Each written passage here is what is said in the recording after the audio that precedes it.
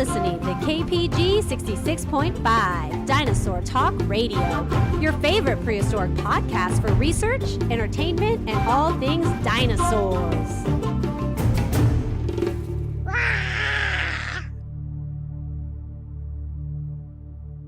Welcome, dinosaur fans. It's your host, Dinosaur Ranger Anthony, and I am live from the Dino Bus Studios here in Omaha, Nebraska. And I hope you guys are all having a tremendous, T-Rex-rific Friday morning, you guys. You're listening to KPG 66.5 Dinosaur Talk Radio, your favorite prehistoric podcast for research, entertainment, and all things dinosaurs. Like I said, today is Friday, April 24th.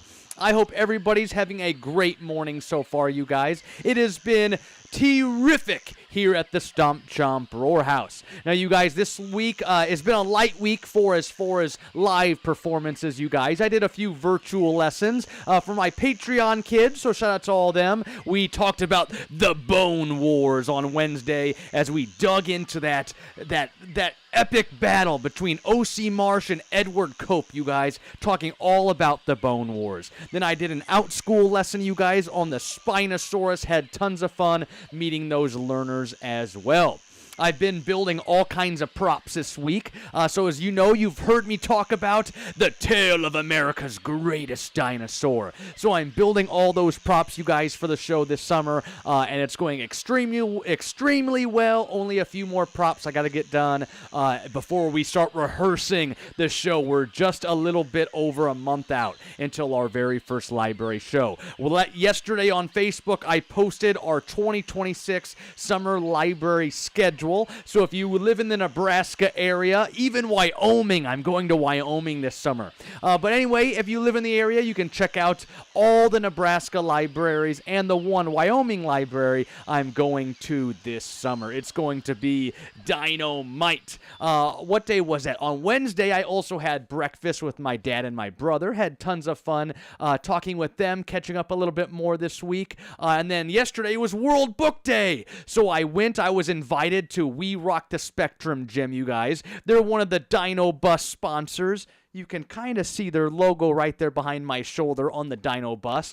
They helped me sponsor the Dino Bus. They asked me if I'd come and read a book, a dinosaur book, to some of their kids that they had at the gym yesterday. So it was just tons and tons and tons of fun. But you guys, I hope everyone is having an amazing Friday morning, or if you're listening on any of the devices, any of the podcasting platforms later on, I hope you're having an amazing day. We are here to talk about dinosaurs. We want to talk about prehistoric life, all kinds of creatures. And today, we're not even going to talk about dinosaurs, really. We're going a step closer to modern day, and we're going to talk about a place called the Ashfall fossil beds. But before we get there, you guys, let's go ahead and give a shout out to one of our sponsors. Today, we are sponsored by the Rhino Ridge Volcano Tours. Rhino Ridge Volcano Tours. Explore the past and walk in the Ashfall. That would be tons of fun if we could go check out some of their tours, but you guys, extremely expensive. But anyway, you guys, let's go ahead and we'll enter into our first segment of the day. Our first segment, as you guys know, is Steggy's Pizza. Steggy's Pizza Delivery is here. We've got our box. We've got our amazing music there in the background. Dun, dun, dun, dun, dun, dun. All right, we've got the Godfather right here from Godfather's Pizza, the old Godfather, remember? But you guys, one fact, everybody knows the rules. We'll grab our pizza or our slice, and we'll read our one dinosaur fact, okay? I didn't give it a good shake, so don't think I was cheating there, okay? All right.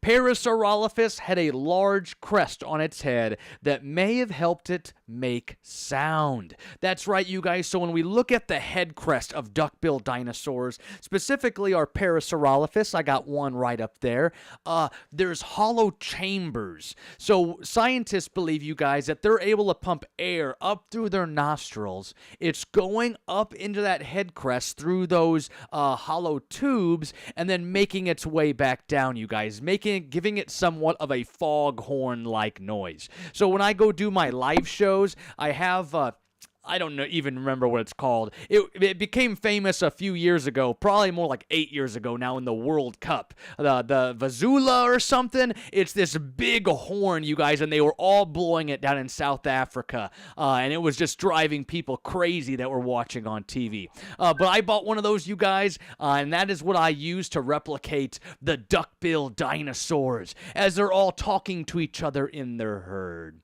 But you guys, that's right. Parasaurolophus might have communicated with that head crest up there. So it might have just done more than looking cool. It might have been able to been used to talk to all kinds of other creatures.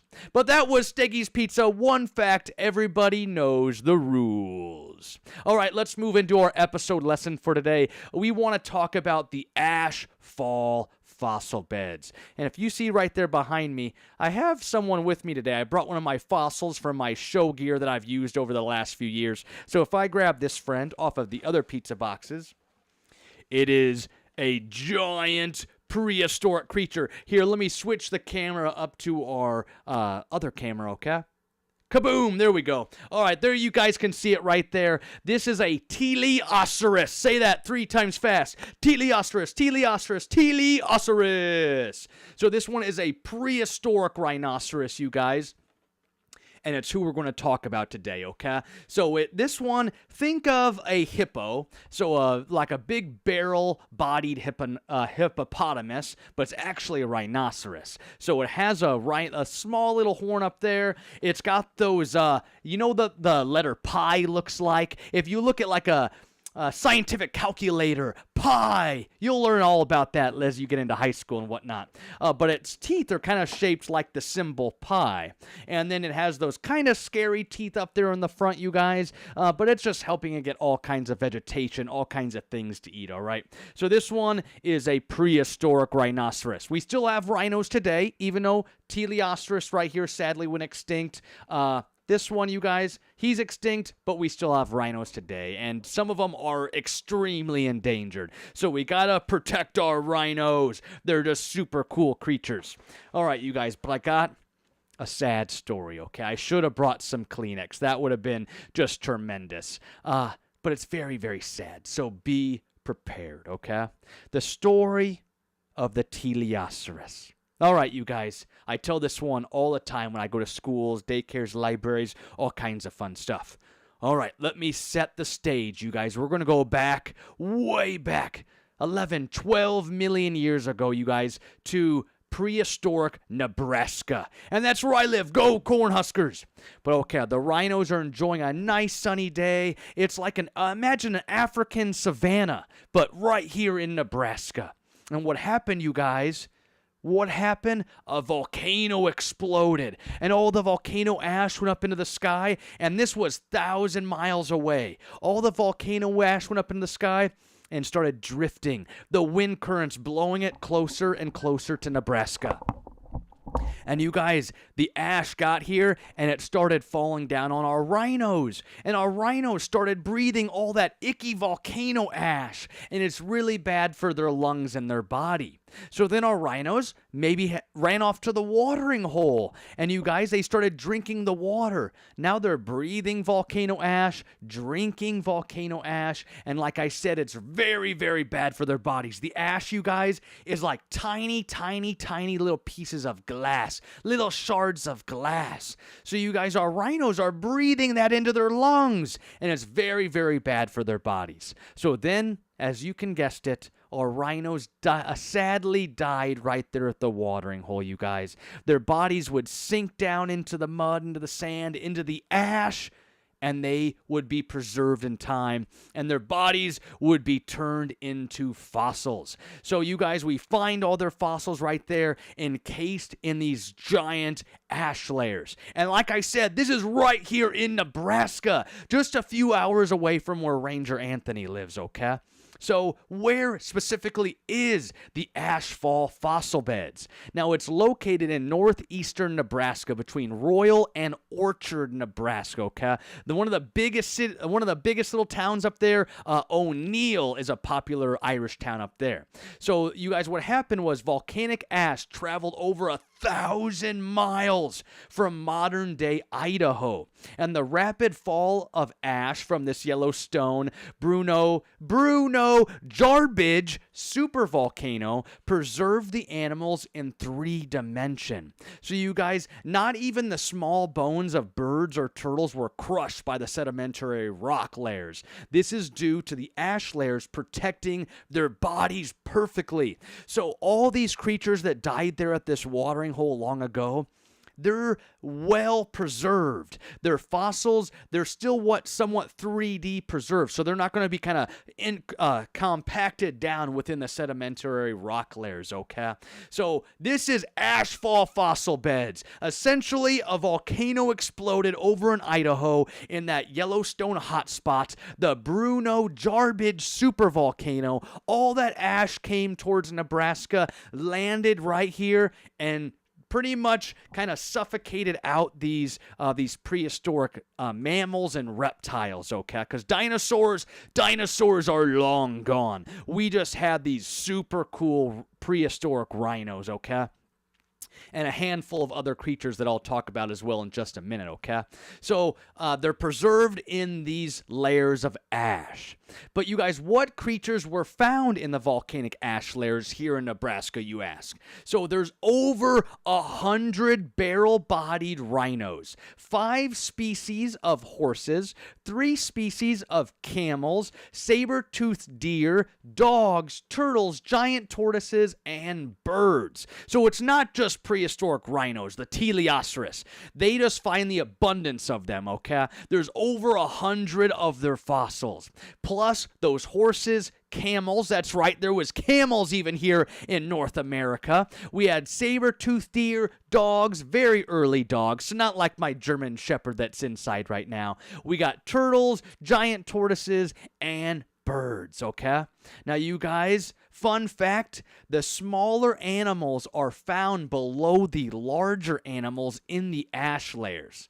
And do you guys have any guesses why? Why could the smaller creatures be deeper in the ash than the bigger creatures like the teleosaurus, those rhinoceros? Do you guys know why? Well, think about their lungs. The rhinos, they're big, they're sturdy, they've got powerful, strong lungs. Their bodies are going to be able to withstand a little bit more of that ash. Whereas the smaller creatures, you guys, they're breathing in that stuff. They've got smaller lungs. Their bodies aren't going to be able to keep up as well with the ashfall. So the smaller creatures sadly passed away first, and then our rhinos would have been the last ones. They would have been holding the last stand. And what if you were that last rhino, you guys? Wouldn't that be so sad? The last teleosaurus right there. It looks around and everybody else has gone around it, and it knows its minutes are numbered. So you guys, it's because the larger animals had stronger lungs. So all kinds of creatures, not just the teleosaurus, not just rhinos. Again, we had 5 species of horses, 3 species of camels, saber-toothed deer, dogs, turtles, giant tortoises, and birds. All right, you guys. Now, how does it give us a snapshot of life millions of years ago?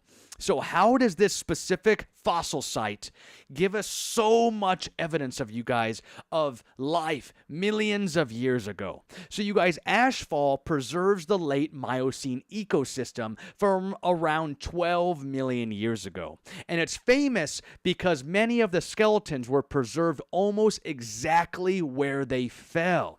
Their bodies are preserved just as they were long ago. And the site is known, let's see if I can get this. I didn't practice it again. It's a German word.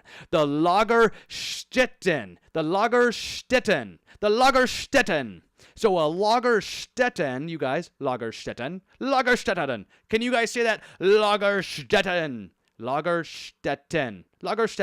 All right, that's enough of that one. The Lagerstätten, you guys, this is a sedimentary deposit, you guys, containing extraordinary, or exceptionally, you guys, extraordinary abundance, diversity, or quality of fossils. So, you guys, this specific site, you guys, their bones are preserved so well that it becomes a Lagerstätten.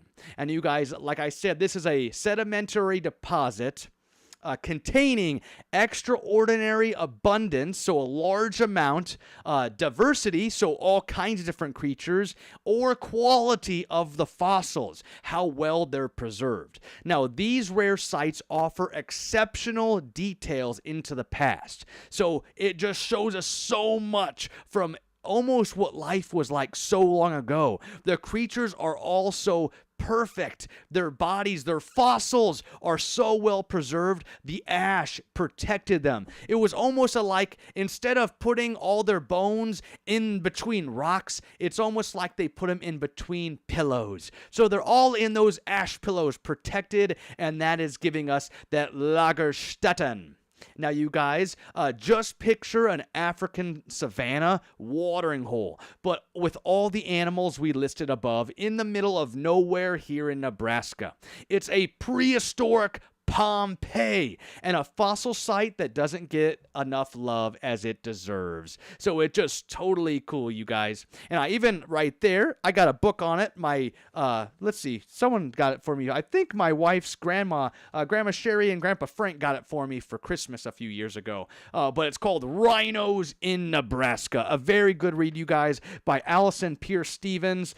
Very short, easy read, you guys, but talks a little bit about finding how they found the fossil site, you guys, what possibly happened to those creatures on their final moments, and then all about researching it, and it just magnificent. It was a very good read, and I got it here, you guys, in the Dino Bus here. So shout out to Allison Pierce Stevens. Now, you guys, it was first discovered, so I took a little bit of research I got from Miss Stevens' book, you guys. It was first documented to be discovered of a rhino in the area back in 1953. Now, before this, you guys, farmers called the area Bone Hill. That's right, this spot here in Nebraska was called Bone Hill due to the constant amount of bones that were being found. But locals believed them to be from cattle because Nebraska, we're the Cornhuskers, and we got tons of cows and cattle, you guys, as one of our resources that we have here in Nebraska. And you guys, they believe that a lot of these cattle would just wander off and they had died over there on Bone Hill, and all these bones that would occasionally be found there on Bone Hill were believed to just be cattle. They were just animals that were around today, and they didn't specifically know they were rhinos. And that was, like I said, until 1953.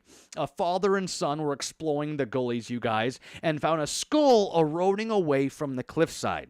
Now, the pair, you guys, they called the University of Nebraska State Museum, aka Morrill Hall, one of my childhood museums, and the two paleontologists, you guys, they made their way up to the site from Lincoln. So the University Museum is in Lincoln, Nebraska. They made their way up probably about the 3 hours up to what we would know it would become the Ashfall fossil beds. But back then, it was just all kinds of land, okay?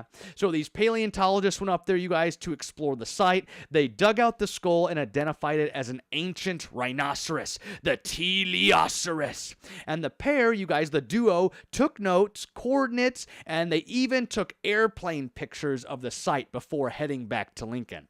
Now, fast forward 18 years. That's right. They got that really cool rhino. They went back to Lincoln. They didn't come back. 18 years, you guys, and another paleontologist, Mike Voorhees, and his wife were mapping out rocks and soil in the area. While working alongside Bone Hill, he discovered a 10-foot high ash layer. Now, what's so amazing about that? Normally, ash layers are around 1 to 2 feet high. This was a 10-foot high ash layer. So it was a cliffside of ash 10 feet high, taller than me standing right here. So it would have just been amazing to see. Now, Voorhees, you guys, quickly found a jawbone in perfect condition. And the next day, he excavated the skull. And then hitting another bone and another bone, hitting all kinds of neck vertebrae, you guys. And he knew the whole skeleton probably had to have been there. But without proper tools, he couldn't keep going. Now, let's fast forward another 6 years. Look at the time that's going by where they just are missing this great fossil site, you guys. So another 6 years goes by, you guys. Fast forward another 6 years, and this time Voorhees brought a small team to work on the rhinoceros, the teleosaurus skeleton. Now, as they worked, the paleontologists kept clinking on other specimens. They knew they had something special. And after a few weeks, you guys, 12 rhinos and 3 horses had been uncovered and sent back to the museum down at Morrill Hall. Now, the following year, they brought the heavy equipment, you guys. So as you can imagine, we've got this ash layer, this 10 foot of ash. But above that ash is other sediment that is built over it, right? So there's other sand and dirt and grass and all kinds of sediment that had been put over, that had settled on top of those ash layers, okay?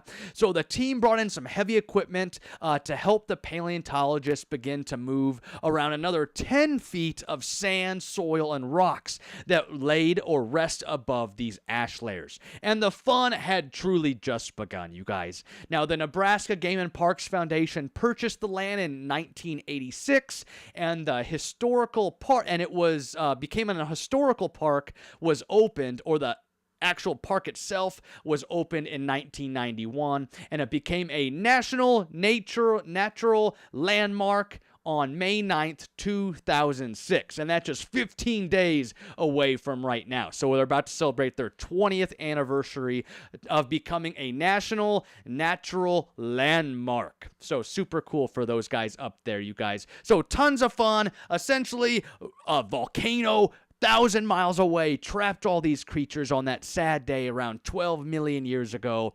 But thankfully, the enormous amount of ash that would have built up, you guys, that drifted up, causing that 10 foot of ash layers, you guys, helped secure such a great ecosystem way back during the Miocene period, you guys. And remember, it is a Lagerstätten, which is a really well-preserved fossil site where we find all those rhinos, all those teleosaurus, okay? So super, super cool, an amazing site. I've been there before. I'll talk about it a little bit as we get into our closing segments for today. But very, very nice. But you guys, let's go ahead and open up and jump into segment number 3 here on our podcast, our Who Would Win battle and our prehistoric cage match. So let's go ahead. Let's see. Let's grab our spinning wheel, you guys. We'll open our wheel up here. We'll go to our PCM wheel. No, where'd it go? It's a black screen. All right, let's see if I can work on this. I can grab it right here. Nope. Here, I'm going to minimize this one. We will lift it back up, and we will see if we can get by without any technical difficulties. It might not let us. Here, let me come back to this one. I don't think it's going to let us, you guys. You're not going to be able to see the spinning wheel of doom. I even updated it. There's only 37 creatures on it today. I deleted some of the I don't want to call them the little ones, the ones that don't make it as interesting. They were sadly eliminated from the list. Here, let me try one more time. Otherwise, I'm just going to have to spin on my own. Dun dun dun. Here we go. There it is. We're in business. All right, there it is. You guys should be able to see that well. Let's go ahead and spin our wheel and see who is our first challenger. Dun dun dun bum bum. Oh, here we go. The oh, no, it skipped. It was the Giganotosaurus. It went away from us, and we got the Giraffatitan. So still a very ginormous sauropod. We'll remove that Giraffatitan, and we'll give it one more spin and see who gets to face off with this ginormous sauropod. A Smilodon. All right, you guys. We're going to make it interesting, okay? I tried to help myself out by eliminating other creatures, getting rid of some of the silly ones, and getting us an epic meat-eater battle. But instead, now we've got prehistoric ice age creature Smilodon, which fits in hopefully a little bit with our show today, the Ashfall fossil beds. Saber-toothed deer is found there, but no saber-toothed cats, no saber-toothed tigers. And then our Giraffatitan. But anyway, you guys, let's go ahead and enter into the arena. All right, first up, you guys, we've got our Giraffatitan. The Giraffatitan is up to 85 feet long, 40 feet high, and could weigh 48 tons. It's a very, very large sauropod, and if this name doesn't ring a bell to you, just think of the Brachiosaurus. Brachiosaurus, Giraffatitan, they're very, very similar, okay? So it's a very large sauropod, 85 feet long, 40 feet tall, and it's going one-on-one, or will it be one-on-one? Maybe we should have a pack of Smilodons. That would make it all the more interesting. All right, our Smilodon, up to just under 6 feet long, so way not as long as a Giraffatitan. Only about 3.5 feet high, weighing 600 pounds. Their teeth in the front were fragile. It is extinct as well, too. All right, let's go ahead and do this. All right, we're doing a pack of Smilodons, okay? We've got one Giraffatitan, and we've got the pack. We've got 8, 9, 10 Smilodons, okay? Now, the Smilodon, you guys, their teeth look scary in the front, okay? We all know they have those scary-like teeth, but it might have actually been one of the reasons why they went extinct. They were very fragile. They're not going to be able to bite down and crush through bone like a Tyrannosaurus Rex. So it might have caused them to go extinct. They're only able to, like, get to the skin and to the fur, the flesh with those big teeth up there in the front, okay? So, realistically, Giraffatitan comes up, you guys, walks up. The Smilodons try and claw at the legs of the Giraffatitan, and it's doing some damage, I'm sure, with those claws, drawing a little bit of first blood, but our Giraffatitan just kicks them away. It just keeps kicking away Smilodons like it's at a soccer match, and the Smilodons go flying across. Then the Smilodons decide to start running up its back, going up its tail, you guys, and it starts clawing its way down. Now, realistically, let's really think about this one. In a true matchup, who would come out on top? 10 Smilodon?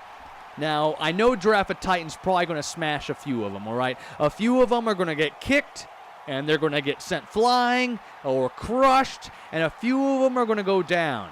But can our Giraffatitan withstand all of those working together? The pack is in its advantage. The intelligence of the pack, you guys, is going to help our Smilodon be able to possibly come out on top on this one. Gosh, it's just so hard to pick between. Some of these, it just takes so long, and I want to pick both of them. Giraffatitan, like I said, is just smashing them and kicking them and maybe whipping some with its tail. But then, like I said, if some of the Smilodon can get onto its back and start kind of clawing at its back, maybe biting in the neck a little bit. But remember, the Smilodon bite isn't really going to do. So it's going to have to be those claws kind of trying to rip open some of the reptilian-like skin of our Giraffatitan. Gosh, I don't know, you guys. This one's a very, very tough one. Let me think about this. I've got 10 seconds to decide. 10, 9, 8, 7, 6, 5, 4, 3, 2, 1. Giraffatitan. All right, I picked it. Giraffatitan is going to be able to come in on top on this one, okay? It was very hard. I wanted to pull in Smilodon because of our Ashfall fossil beds lesson today. But I just don't think. I think the extreme size, you guys, the extreme size of the Giraffatitan is just going to be too much for the Smilodon, especially if it's one. One Smilodon is not taking down Giraffatitan. Now, like I said, if we had the pack, we've got 10 of them. They're all hungry. They haven't ate for weeks. They need meals. They need meat. They need protein. Could they get them all down? I think maybe, let's do this, maybe, I don't know, maybe 3 out of 10 times, I bet the Smilodon could come out on top on that one. I bet they could get a Giraffatitan down. 3 out of 10 times. But the other 7 times, like I said, you guys, it is our Giraffatitan. Giraffatitan is our prehistoric cage match winner on episode 22 of KPG 66.5 Dinosaur Talk Radio. There you have it first, you guys. Giraffatitan wins this matchup. All right, you guys, let's move into our closing thoughts, our final thoughts of this evening, of this morning. It's not the evening quite yet, of this morning, as we go ahead and we show our claws. Now, thank you guys, all my dinosaur fans, all our prehistoric enthusiasts, everybody that likes T-Rex, Spinosaurus, Suchomimus, Triceratops, Baryonyx. Why am I doing all these Spinosaurids? Maybe I like that dinosaur family. Don't forget about Therizinosaurus, Carcharodontosaurus, Giganotosaurus, Gallimimus. Don't forget about Minmi. Don't forget about Kentrosaurus. Don't forget about, we could just go on and on. Everybody loves dinosaurs, and I hope there's one out there I hope that everybody loves, kind of like our T-Rex. But think about it. If T-Rex wasn't here, who would be your second favorite dinosaur? And that's the question I want you guys to answer later today. If T-Rex didn't exist, who is your second favorite dinosaur? Now, you guys, like I said, I wanted to talk a little bit about the Ashfall fossil beds. Those poor Teleosaurus. Maybe if the Teleosaurus was there to help the Smilodon, I would have picked it. But probably not. It was like that hippo. It's a barrel-bodied rhino, so its body's like a big barrel. They're kind of big and chunky, and then they got those rhino teeth, that rhino horn on top of their head. But you guys, my wife and I visited back there in 2021. And it's truly in the middle of nowhere, okay? So the park includes a small visitor center, a fossil lab, and museum before you head down the it is a short walk, only a couple minutes, you guys, to the Rhino Barn. And it's super cool, you guys. So you guys, the barn is an enclosed structure that allows guests to see all kinds of fossils inside, perfectly preserved right where they took their final breath so long ago. So you enter into the barn, you guys, and like I said, the barn was built around all of the fossils. So you kind of walk on this little bit of a boardwalk.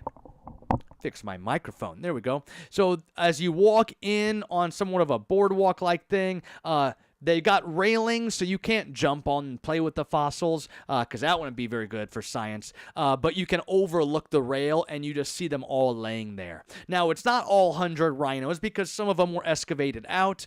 Some of the other creatures have been excavated, you guys. But it's still, it's amazing. So, like I said, it is in the middle of nowhere, so I would recommend that you're going to something even bigger. So if you're in the Omaha area, you're going to Mount Rushmore. You're going to South Dakota. And hey, let's go past Ashfall on the way there, and we'll see just an epic fossil site that is here in Nebraska. It's the Pompeii of Nebraska. It is just so very, very cool. You have to go at least once in your lifetime. But like I said, it is in the middle of nowhere, so it's kind of like a drive where you want to be driving somewhere else too, okay? So just super cool. Now, the University of Nebraska students, you guys, they still work here during the summer months. I got a few posts this week, you guys. Some of my friends' family sent me a few Facebook messages showing me, hey, Ashfall fossil beds, it's open back up for the summer. And I believe it's on May 1st. So what is that? Next Friday, I believe, is May 1st already. Am I truly right? Let's look at my calendar right here. Is May 1st Friday? It is. So next Friday, you guys, Ashfall fossil beds opening back up for another, hopefully, amazing summer for everybody up there. The students that are still working on the fossils and running the visitor center, the museum, it is very, very cool. So you guys, I definitely encourage anyone who's driving through the area to stop at the Ashfall fossil beds. It's just so cool. And they're still excavating fossils to this day. It's very, very neat. But you guys, we only have 5 weeks until summer officially begins. So I think we need to start a countdown. We're only 31 days until the sort of unofficial start of summer, Memorial Day weekend. So you guys, we can't wait. But I also know on the other side of summer beginning is the beginning of over 140 summer shows, you guys. I've got a jam-packed summer, and it's just going to be so wild, and I'm looking forward to it, but it's also a little bit daunting knowing that I have so many shows to do, and I gotta start doing vocal warm-ups and resting my speech, my lungs, my breath, my vocal cords, my voice box, a little bit of everything. I'm just super excited to start off summer number 5 after going, right? This is summer number 5 of after going full time with the Stump Jump Roar Company. Because I'm in year number 5. I can't believe, I can't fathom how amazing the journey has been. But you guys, let's go ahead and do a quick joke before we log off for today. Why did the rhinoceros bring sunscreen to the volcano? Think about it. You got to think real hard. I bet you can get it. Why did the rhinoceros bring sunscreen to the volcano? What do you think it could be? Why did he bring sunscreen to the volcano? Well, it's because he didn't want to get all ashy, right? Makes sense a little bit? He didn't want to get all ashy. So the sunscreen is protecting the ashy skin of our rhinoceros from the volcano ash. I hope it makes a little bit of sense, right? I had a little bit of help from ChatGPT on that one. Why did the rhinoceros bring sunscreen to the volcano? Because it didn't want to get too ashy. Is it too soon? Is it too soon since all those teleosaurs passed to do a joke about them passing 12 million years ago? I surely hope not. But anyway, you guys, I've had tons of fun with you guys here today. I hope everybody has an amazing weekend and just go out and do something dinosaur related this weekend. I've got one birthday party I need to go to tomorrow at noon, you guys. Excited to celebrate that birthday party and then have a little bit of a relaxing weekend as I still get to do all my props for the tag show, The Tale of America's Greatest Dinosaur. So hopefully next Friday, you guys, when we tune in, I'm going to do an episode on the ceratopsian stampede. All kinds of ceratopsians running throughout the stampede, okay? So be ready to talk about the Triceratops, the Styracosaurus, what else? All the Pentaceratops, all kinds of ceratopsians, okay? That is for next week. Now, you guys, a quick plug. Make sure to subscribe to my YouTube channel here. Hit the bell button so you get notified when I go live or drop any other kind of short or video here on the YouTube platform. But I thank you guys so much for tuning in to episode number 22 as we talked about the Ashfall fossil beds. Now, always remember, thanks to the dinosaurs for giving us this passion. But this is our world now. Get out there, do something good, and never be afraid to show your claws. Dinosaur Ranger Anthony signing out. We'll see you guys later. Rah!